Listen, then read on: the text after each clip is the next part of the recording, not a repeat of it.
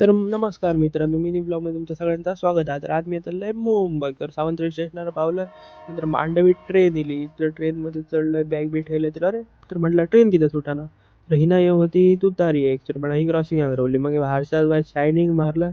सावंतवाडी स्टेशनात केलंय bye bye आणि प्रवासात केलंय सुरुवात. माका येऊ होती नीट, कारण मी येईलय नाही टिकत. म्हटलं भजी तरी खाऊया.